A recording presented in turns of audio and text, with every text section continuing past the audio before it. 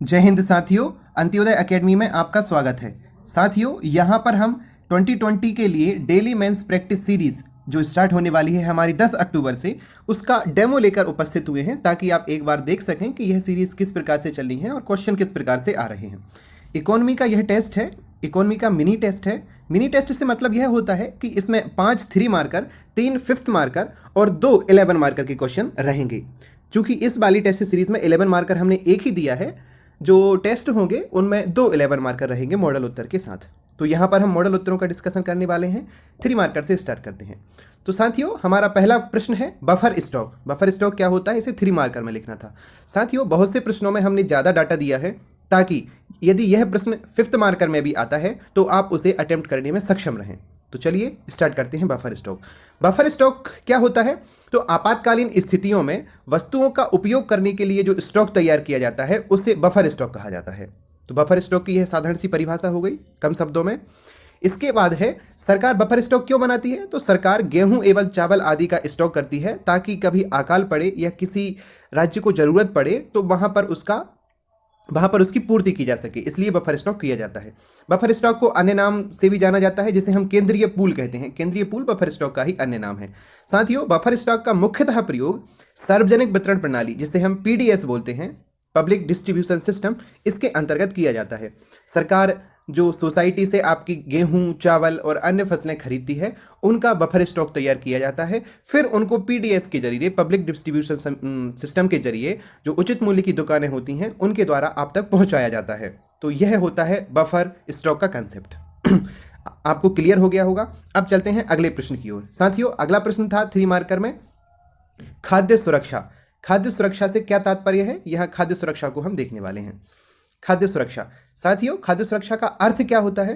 खाद्य पदार्थों की सुनिश्चित आपूर्ति एवं जन सामान्य के लिए भोज्य पदार्थों की उपलब्धता को सुनिश्चित करना खाद्य सुरक्षा कहलाता है। साधारण अर्थों में बात करें तो खाने पीने की वस्तुओं का हमारे पास उपलब्ध होना, सुलभ होना खाद्य सुरक्षा के अंतर्गत आता है।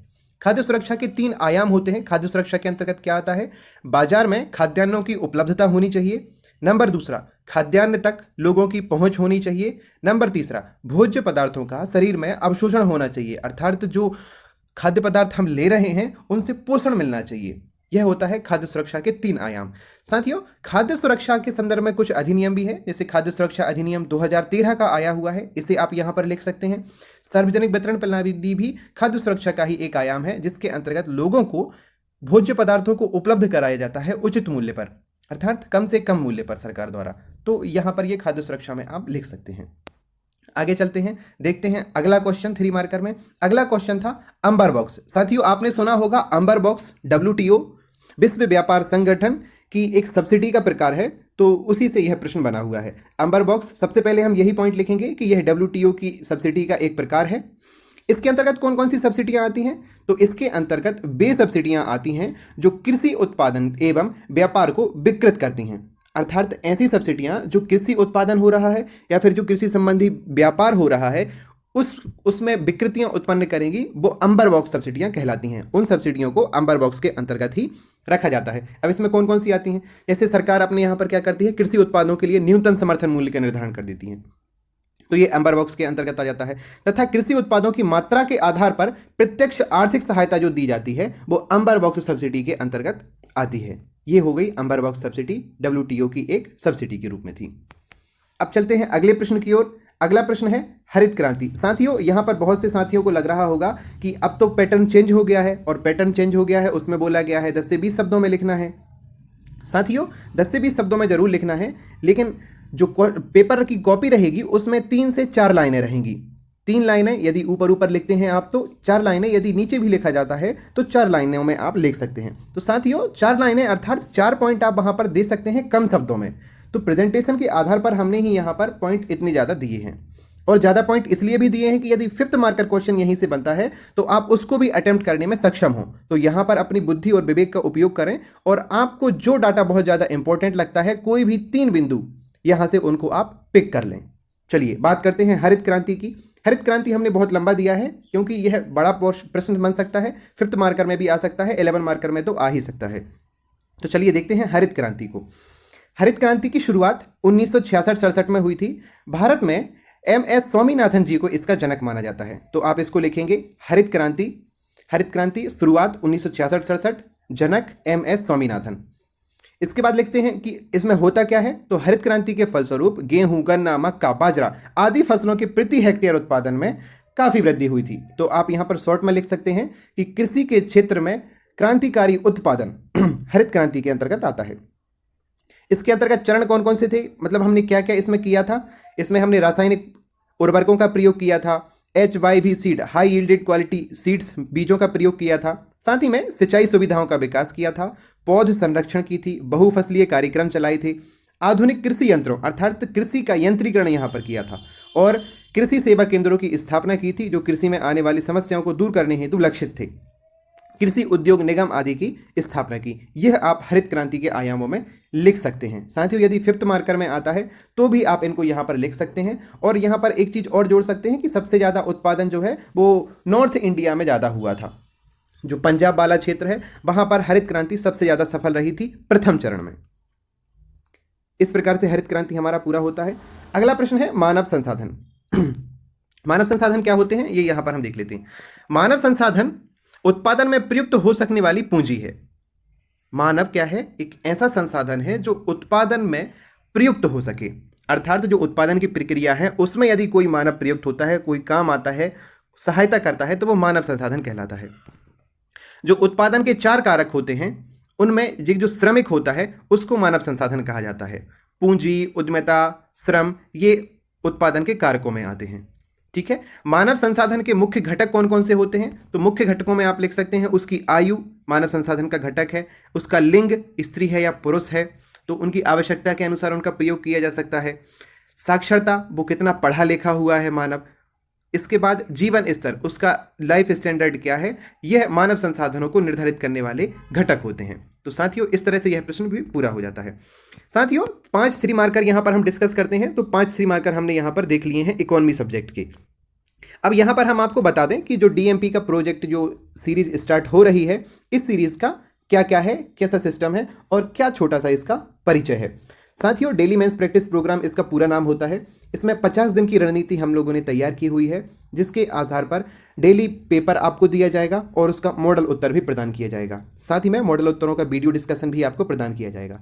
साथियों 50 दिन के अंदर ही पूरा सिलेबस आपको एक बार रिवाइज करा दिया जाएगा। साथियों टेस्ट इसमें डेली बेसिस पर मिनी टेस्ट होंगे। इसके बाद जैसे ही सब्जेक्ट पूरा हो जाता है, अर्थात प्रत्येक पेपर के 10 टेस्ट पूरे हो जाते हैं, उसके बाद उसका एक 150 अंकों का टेस्ट रखा जाएगा पूरा, और उसकी कॉपी भी चेक की जाएगी। उसके तुरंत बाद एक निबंध का फुल लेंथ टेस्ट रखा जाएगा। इस प्रकार 2 फुल लेंथ टेस्ट यहाँ पर रखे जाएंगे पार्ट वाइज। इसके बाद इसमें 8 फुल लेंथ टेस्ट जो हमने अभी बताए हैं, इस तरह से 8 से अधिक फुल लेंथ टेस्टों को इंक्लूड किया गया है। साथियों DMP प्रोग्राम का चार्ज 399 रुपीज़ है, 399 यहाँ पर प्रत्येक सब्जेक्ट की, प्रत्येक पेपर की, अर्थात प्रत्येक पेपर में 11 टेस्ट होने हैं। उनमें से कोई भी 3 कॉपियाँ चेक की जाएंगी। यदि आप चाहते हैं कि आपकी प्रत्येक कॉपी चेक हो तो उसके लिए आपको 599 का शुल्क भुगतान करना पड़ेगा। ज्वाइन कैसे करना है, इसके लिए डिस्क्रिप्शन में नंबर्स दिए जा रहे हैं, आप उन नंबर्स पर संपर्क कर सकते हैं। चलिए आगे चलते हैं और देखते हैं 5th मार्कर क्वेश्चंस को। साथियों 5th मार्कर क्वेश्चन में हमारा पहला प्रश्न था आर्थिक विकास के तत्वों को समझाइए। आर्थिक विकास के कौन कौन से तत्व होते हैं ये आपको यहाँ पर बताना था। साथियों ये शुरुआत में एक छोटा सा इंट्रो लिखा है, आप चाहें तो इसे लिख सकते हैं। यदि आपको शब्द सीमा लगती है कि शब्द सीमा मेन बॉडी में पूरी हो जा रही है तो फिर इंट्रोडक्शन लिखने की जरूरत नहीं है। यहाँ पर हमने इंट्रोडक्शन में लिखा है कि प्रोफेसर हेराल्ड एवं डोमर ने आर्थिक विकास के 4 सहायक तत्व माने हैं। हेराल्ड डोमर के अनुसार आर्थिक विकास के तत्व कौन कौन से हैं? जनसंख्या वृद्धि की दर, औद्योगिक विकास की दर, पूंजी उत्पाद अनुपात एवं बचत व आय का अनुपात, ये आर्थिक विकास के तत्वों में आते हैं। अब कुछ आर्थिक विकास के तत्व जैसे आर्थिक होते हैं और कुछ गैर आर्थिक होते हैं, इनको देखते हैं। प्राकृतिक संसाधन आर्थिक तत्वों में आते हैं। मानवीय संसाधन, पूंजी संचय, पूंजी निर्माण, उद्यमशीलता आर्थिक विकास का तत्व है, क्योंकि जब तक उद्यमशीलता व्यक्ति के अंतर्गत नहीं होगी, जोखिम उठाने की क्षमता नहीं होगी, वह आर्थिक विकास की ओर नहीं बढ़ सकता है। तकनीकी प्रगति एवं नवप्रवर्तन, जो इनोवेशन होना चाहिए, इनोवेशन आर्थिक विकास का प्रमुख तत्व है, क्योंकि जब तक नया आइडिया नहीं आएगा आर्थिक विकास के हर दरवाजे बंद रहेंगे। विदेशी पूंजी, इन्वेस्टमेंट के लिए पूंजी का होना अनिवार्य है, इसलिए विदेशी पूंजी भी यहाँ पर आर्थिक विकास का तत्व है। अब बात करते हैं गैर आर्थिक तत्वों की। गैर आर्थिक तत्व में सामाजिक एवं संस्थागत तत्व होते हैं।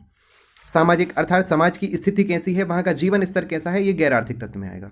संस्थागत तत्व वहाँ पर प्रोत्साहित करने वाले आर्थिक विकास को, उद्योगों को प्रोत्साहित करने वाली संस्थाएं कैसी हैं, रूल्स एंड रेगुलेशंस कैसे हैं, वहाँ की सरकार की मंशा कैसी है, ये निर्धारित करता है। स्थिति एवं कुशल प्रशासन, प्रशासनिक व्यवस्था किस प्रकार की है, अर्थात वहाँ पर किसी इंडस्ट्री को लगाने के लिए जो अनुमतियाँ चाहिए होती हैं वो किस तरह से मिलती हैं, कितना समय लगता है, कितनी सुलभता से मिलती हैं, कितनी सुविधाएं मिलती हैं, ये गैर आर्थिक तत्व में आता है। साथ में अंतर्राष्ट्रीय दशाएं, अंतर्राष्ट्रीय दशाओं से आशा है कि मित्र देशों की स्थिति कैसी है, वहाँ पर जो FDI होता है उसकी स्थिति कैसी है, कच्चे माल की आपूर्ति हो सकती है कि नहीं, अंतर्राष्ट्रीय सहायता मिल सकती है कि नहीं, ये अंतर्राष्ट्रीय दशाओं में आता है। तो इस तरह से आप इस फिफ्थ मार्कर को अटेम्प्ट कर सकते थे। अब यहाँ पर यदि आप चाहें तो निष्कर्ष भी लिख सकते हैं कि स्पष्ट है किसी देश का आर्थिक विकास अनेक तत्वों पर निर्भर करता है। आर्थिक विकास की प्रक्रिया में इन सभी निर्धारक तत्वों का अपना एक विशेष स्थान है। तो इस तरह से आप इस प्रश्न को लिखकर पूरा कर सकते हैं। साथियों, कोई भी प्रश्न का उत्तर लिखें तो उत्तर ऐसा होना चाहिए कि वो संपूर्णता को प्रदान कर रहा हो, अर्थात कोई भी प्रश्न का उत्तर पढ़कर चेक करने वाले को यह ना लगे कि यह प्रश्न का उत्तर आधा रह गया है। तो चलिए इस तरह से चलते हैं आगे, देखते हैं अगला प्रश्न। अगला प्रश्न सब्सिडी से संबंधित है। इसमें है सब्सिडी क्या होती हैं, सब्सिडी के प्रकार और उसके उद्देश्य यहाँ पर बताने थे। तो साथियों, सरकार द्वारा सब्सिडी क्या होती है, सबसे पहले यह लिख देते हैं शॉर्ट में। सरकार द्वारा किसी व्यक्ति, व्यवसाय या संस्था को दिए जाने वाले लाभ को सब्सिडी कहा जाता है। सब्सिडी आमतौर पर एक नगद भुगतान या कर में कटौती के रूप में प्रदान की जाती है। साथियों, यह हमने शॉर्ट इंट्रो लिख दिया कि सब्सिडी क्या होती है, यह हमने बता दिया। अब उद्देश्य और प्रकार और यहाँ पर बता देते हैं। सब्सिडी का उद्देश्य क्या होता है, सब्सिडी का उद्देश्य होता है वित्तीय बोझ को कम करना, अर्थात कोई भी व्यक्ति जिसको सब्सिडी दी जा रही है उस पर उस वित्तीय बोझ जो लग रहा है, जिस भी वस्तु का उसने क्रय किया है उसके बोझ को कम करना सब्सिडी के अंतर्गत आता है। सामाजिक, आर्थिक और आर्थिक नीतियों को बढ़ावा देने के लिए सब्सिडियां प्रदान की जाती हैं। सामाजिक उत्थान, जिसे हम शॉर्ट में कह सकते हैं, सब्सिडी का एक उद्देश्य है। कमजोर उद्योगों के क्षेत्रों को मदद करने के लिए, जो कमजोर उद्योगों की इकाइयां हैं उनको मदद देने के लिए सब्सिडी प्रदान की जाती है।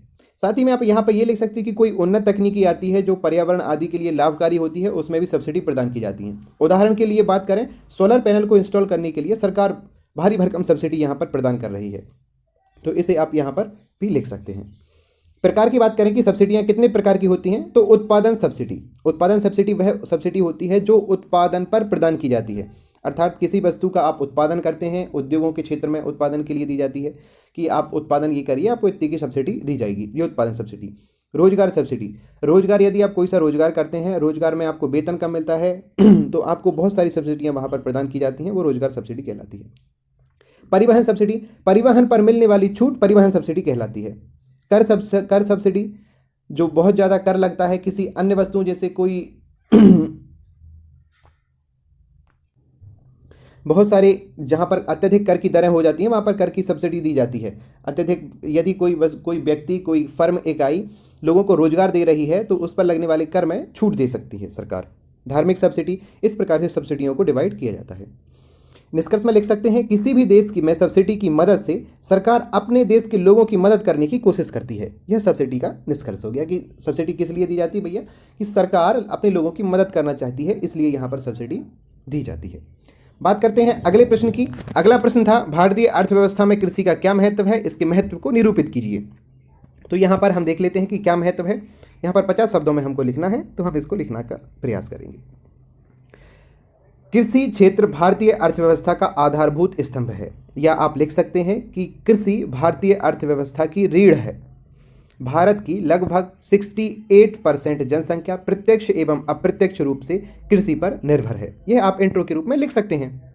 अब फैक्ट की बात करते हैं कि जीडीपी का लगभग 15%, लगभग 17.3% जीडीपी का योगदान कृषि में है। कृषि क्षेत्र इतने परसेंट में अपनी भूमिका निभाता है।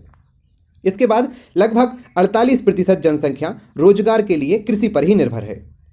साथ ही में कृषि ही वह क्षेत्र है जो द्वितीयक क्षेत्र यानी उद्योगों के लिए उत्पाद हेतु कच्चा माल उपलब्ध कराता है। जैसे खाद्य प्रसंस्करण उद्योगों के लिए हो गया तो कच्चा माल उपलब्ध कराता है, और भी बहुत सारे उद्योग हैं।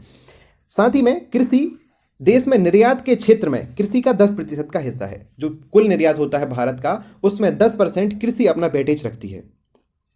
खाद्य सुरक्षा ये सबसे ज़्यादा महत्वपूर्ण है साथियों, क्योंकि देश की 1.26 अरब आबादी को खाद्य सुरक्षा कृषि ही निर्भर कराती है। कृषि ही है जो प्रदान करती है खाद्य सुरक्षा। साथ में अन्य महत्व भी है, जैसे कि कच्चे माल की उपलब्धता, सूती वस्त्र उद्योग, जूट उद्योग, चीनी उद्योग, चाय उद्योग, सिगरेट उद्योग, तंबाकू उद्योग आदि कृषि पर ही निर्भर उद्योग हैं। तो इस तरह से भारतीय अर्थव्यवस्था कृषि क्षेत्र में एक बड़ा योगदान देती है। इस तरह से आप इस प्रश्न को अटेम्प्ट कर सकते थे। साथियों, हमें लगता है कि इतना डाटा काफ़ी है किसी प्रश्न की उत्तर को पुष्ट कराने के लिए, तो इतना ही रखें, ज़्यादा डाटा की आवश्यकता नहीं होती है, क्योंकि ज़रूरी नहीं जो डाटा आप याद कर रहे हैं वो मेंस में पूछा ही जाए। अब साथियों, हमारा एक प्रोग्राम और यहाँ पर चलने वाला है जो कि 10 अक्टूबर से ही स्टार्ट होने वाला है, एमपीपीएससी की मेंस टेस्ट सीरीज़ का। इसमें कुल 27 टेस्ट होने हैं, जिसमें 12 एफएलटी होने हैं। अंत में 6 एफएलटी और रखे गए हैं। ये एमपीपीएससी की तर्ज पर ही होंगे पूरे लगातार 6 दिनों में, जिससे कि आप मुख्य परीक्षा के लिए पूर्व से ही तत्पर हो जाएं, तैयार हो जाएं। साथियों, इसके अंतर्गत रेगुलर कॉपी चेकिंग होगा। 27 के 27 टेस्टों की कॉपी चेक की जाएगी। क्वेश्चन आंसर का डिस्कशन किया जाएगा। आंसर के पीडीएफ मॉडल आंसर्स भी दिए जाएंगे। साथ ही में आपकी रैंकिंग बताई जाएगी, डाउट क्लियर की जाएंगे। कॉपियों में जो रिमार्क होते हैं वो हर प्रश्न पर दिए जाएंगे और ओवरऑल रिमार्क भी दिए जाते हैं, जो कि हमारे द्वारा एक पेज ऐड किया जाता है, उसमें आपके लिए लिखे रहते हैं। डाउट क्लियरिंग सेशन भी इसमें रखे जाएंगे प्रश्न पत्र के अंत में। साथियों, ये स्टार्ट हो रही है 10 अगस्त से, जिसका प्राइस है 899। यह लिमिटेड पीरियड ऑफर के लिए है, केवल 50 विद्यार्थियों के लिए है प्रारंभ के, और इसके बाद इसका एक्चुअल प्राइस 1399 यानी कि लगभग 1400 रुपये हो जाएगा। साथियों, अब बात करते हैं 11 मार्कर क्वेश्चन की। डीएमपी के डेमो की हम यहाँ पर चर्चा कर रहे हैं। साथियों, 11 मार्कर मिनी टेस्ट में 2 रहेंगे, लेकिन यहाँ पर हम केवल एक 11 मार्कर का डिस्कशन ही कराने जा रहे हैं। तो साथियों, चलिए स्टार्ट करते हैं। यहाँ पर प्रश्न था, सार्वजनिक वितरण प्रणाली क्या है, विस्तार में समझाइए। सार्वजनिक वितरण प्रणाली क्या होती है, पहले इंट्रो देखेंगे। सार्वजनिक वितरण प्रणाली पीडीएस का अर्थ सस्ती कीमतों पर खाद्य और खाद्यान्न को वितरण की प्रबंधन की व्यवस्था करना है। अर्थात कम कीमतों पर लोगों को खाद्यान्न उपलब्ध कराना पीडीएस के अंतर्गत आता है। इसके अंतर्गत गेहूं, चावल, चीनी, मिट्टी का तेल जैसे प्रमुख खाद्यान्नों को इस योजना के अंतर्गत शामिल किया जाता है। साथियों, इस योजना के माध्यम से सार्वजनिक वितरण की दुकानों पर पूरे देश में पहुंचाया जाता है। अर्थात जो खाद्यान्न रहेगा वो उचित मूल्य की दुकानें के माध्यम से लोगों तक पहुंचाया जाता है। आपने भी देखा होगा आपके गांव में, जिसे हम सोसाइटी बोलते हैं, या पर कहीं कहीं पर उचित मूल्य की दुकानें भी बोला जाता है, वहां से इनको प्राप्त किया जाता है। साथियों, सार्वजनिक वितरण प्रणाली का संचालन उपभोक्ता मामले, खाद्य एवं सार्वजनिक वितरण मंत्रालय के द्वारा किया जाता है। पीडीएस की बात करें इसके उद्देश्यों की, तो इसके प्रमुख उद्देश्य क्या हैं? सबसे पहला उद्देश्य है देश के नागरिकों को या लोगों को खाद्य सुरक्षा उपलब्ध कराना एवं न्यूनतम भोजन उपलब्ध कराना। ठीक है, देश के विशाल जनसंख्या के न्यूनतम पोषण स्तर को कायम रखना है। साथ ही में उपभोक्ताओं, विशेषकर कमजोर वर्ग के उपभोक्ताओं को सस्ती दर पर खाद्य वस्तुएं उपलब्ध कराना है। ये इसका प्रमुख उद्देश्य है। साथियों, इसके अंतर्गत 35 किलो खाद्य पदार्थ जो हैं वो दिए जाते हैं प्रत्येक परिवार को, 35 किलो। यहाँ पर आप ये भी लिख सकते हैं। साथ ही में इसमें जो खाद्यान्न हैं उनके वितरण के लिए 2 प्रकार की नीतियाँ अपनाई जाती हैं। 2 प्रकार की नीतियों से अर्थात कार्ड नीतियाँ। सबसे पहला, गरीबी रेखा के नीचे, इसमें 2 प्रकार की होती हैं, एक पीला कार्ड होता है, एक नीला कार्ड होता है। आपने देखा होगा व्यक्तिगत स्तर पर, जो नीला कार्ड होता है वो सामान्य गरीबी रेखा के नीचे आता है, और जो पीला होता है वो अत्यंत गरीबी रेखा के नीचे वाले होते हैं। इसके बाद एक होता है एपीएल, जिसे सफ़ेद कार्ड बोला जाता है, श्वेत कार्ड, वो गरीबी रेखा के ऊपर वाले होते हैं। तो इस तरह से ये कार्ड यहाँ पर वितरण किए जाते हैं। यह निर्धारित करता है कि किससे कितना रेट लिया जाएगा। सार्वजनिक वितरण प्रणाली, देखिए, पीडीएस को और ज़्यादा प्रभावी बनाने के लिए 1997 में टीपीडीएस अर्थात टारगेटेड पब्लिक डिस्ट्रीब्यूशन सिस्टम, लक्षित सार्वजनिक वितरण प्रणाली की शुरुआत की गई थी। ये क्यों की गई थी? क्योंकि जैसे ही पीडीएस को इनने स्टार्ट किया था 1960 के दशक में, तो इसके बाद इसमें बहुत सारे लेक्स आ गए थे। लेक्स की बात करें अर्थात कमियां सामने आई, जैसे कि उसमें लीकेज बहुत ज़्यादा हो रहा था। जो खाद्य पदार्थ आते थे वो बीच में ही लीकेज हो जाते थे और लक्षित वर्ग तक नहीं पहुंच पाते थे। साथ ही में लोगों से बहुत ज़्यादा रेट वसूल लिया जाता था। जहां तक खाद्यान्न पहुंचना है वहां तक खाद्यान्न पहुंच नहीं पाता था। अत्यधिक कम गुणवत्ता का खाद्यान्न वहां पर लोगों को वितरित किया जाता था, जिससे कि बीमारियां आदि बढ़ने लगी थी। तो इन समस्याओं को दूर करने के लिए और जो लक्षित वर्ग है उस तक खाद्यान्न को पहुंचाने के लिए चालू की गई थी टीपीडीएस, टारगेटेड पीडीएस 1997। तो इस तरह से आप इसे यहाँ पर लिख सकते थे। अब बात करते हैं इसकी कार्यप्रणाली की कि पीडीएस सिस्टम जो है वो किस प्रकार से कार्य करता है। साथियों, सबसे पहले सरकार सोसाइटी के माध्यम से या व्यापारियों के माध्यम से बहुत सारा अनाज खरीदती है, उसका बफर स्टॉक तैयार करती है। उसके बाद उस अनाज को उचित राशन की दुकानों से आप लोगों को वितरित किया जाता है, वहाँ पर बेचा जाता है। इसके अंतर्गत बहुत सारी सामग्री होती है, जैसे हमने पहले भी चर्चा की है कि तेल, चीनी, कोयला नहीं होता है, मिट्टी का तेल यहाँ पर दिया जाता है। बहुत सारी जगहों पर कपड़े भी दिए जाते हैं, बहुत सारे राज्यों में। इसके साथ मक्का दिया जाता है, नमक दिया जाता है। ये सारी चीज़ें वहाँ पर उपलब्ध आपको कराई जाती हैं। साथियों, यहाँ पर आप चाहें तो एक डायग्राम भी बना सकते हैं, जैसे कि वहाँ पर लिख सकते हैं कि खरीद जो होती है वो केंद्र सरकार द्वारा होती है, जो वितरण और रेगुलेशन होता है वो राज्य सरकार के द्वारा हो जाता है। तो इस प्रकार से आप इसे यहाँ पर लिख सकते थे। कार्यप्रणाली आपने लिख दी। साथियों, यहाँ पर एक चीज़ और आप लिख सकते हैं कि इसकी कमियां और इसके सुधार के सुझाव। यदि आपको शब्द सीमा लगे तो यहाँ पर हमको शब्द सीमा पूरी हो गई थी, इसलिए उन चीज़ों को डाला नहीं है। यहाँ पर कमियों में आप लिख सकते हैं कि बहुत सारे क्षेत्रों में यदि अन्य स्थान पर कोई व्यक्ति हो और किसी अन्य स्थान पर उसका कार्ड हो तो अन्य जगहों पर नहीं मिलता है। तो साथियों, ये है। इसके बाद बहुत सारे स्थानों पर बायोमेट्रिक जो है वो फेल हो जाती है, और बायोमेट्रिक के लिए जहाँ पर बहुत सारे स्थानों पर इंटरनेट कनेक्टिविटी नहीं होती है तो वहाँ पर यह सुलभ नहीं हो पाती है। साथ ही में साथियों, जो बहुत सारे लोग हैं जिनके परिवारों के सदस्य बढ़ गए हैं, उन सदस्यों का नियमित रूप से वहाँ पर अपडेशन नहीं हो रहा है, तो ये कमी पीडीएस के अंतर्गत सामने आती है। ज़्यादा नहीं, 1 या 2 कमियाँ लिखनी है, उसके बाद उसमें सुझाव लिखना है, क्योंकि प्रश्न की यह डिमांड तो हमेशा रहती है बड़े प्रश्नों में कि आप कमियां और सुझाव हमेशा दें, क्योंकि एक प्रशासक बनने के नाते, एक लोक सेवक बनने के नाते आपसे यह उम्मीद की जाती है कि जो रूल्स एंड रेगुलेशन में जो लेक्स हैं उनको पूरा करने के लिए आपके पास आइडियाज़ होने चाहिए। तो इसलिए आप वहाँ पर सुझाव दे सकते हैं कि जो भारत नेट परियोजना है उसका संचालन अच्छे से किया जाना चाहिए, ताकि इंटरनेट कनेक्टिविटी हर गाँव तक हो सके, हर पंचायत तक हो सके। इसके बाद लोगों को जो दिशा प्रोग्राम चला था, प्रधानमंत्री डिजिटल साक्षरता अभियान, उसके तहत लोगों को साक्षरता प्रदान की जानी चाहिए, ताकि वे बायोमेट्रिक के बारे में समझ विकसित कर सकें और वहाँ पर अपने हक के लिए खड़े हो सकें, और उनको पूरा वहाँ पर खाद्यान्न प्राप्त होना चाहिए। इस तरह से जो भी इनोवेटिव आइडियाज़ आपके अंतर्गत आएँ उनको वहाँ पर आप इनपुट कर सकते हैं। इस तरह से आपका यह वाला प्रश्न पेपर पूरा होता है। तो साथियों, इस तरह यदि आपको यह प्रोग्राम पसंद आता है तो आप इसे ज्वाइन कर सकते हैं। धन्यवाद। जय हिंद, जय भारत।